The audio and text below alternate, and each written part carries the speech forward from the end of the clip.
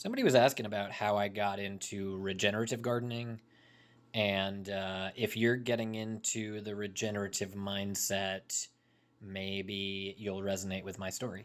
So I started out growing herbs on a windowsill with Miracle Grow, synthetics. I got into indoor cannabis cultivation with the weird kind of newbie cannabis mindset of like soil, but then synthetics to kill your soil, but then re-inoculate your soil because you kind of care about soil health, but then pour a bunch of synthetics on it again and kill the soil again.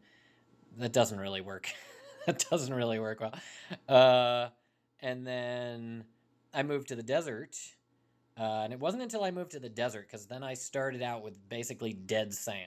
I mean, incredibly alkaline, really high saline content, no moisture absorption, really poor moisture infiltration rate, high evaporation rate. And I was spending a ton of money on organic amendments and compost and worm castings and all this stuff.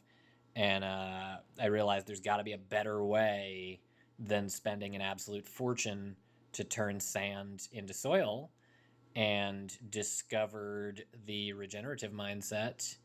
And that's really changed everything. That's really been totally transformative. I'm a reformed gardener since then.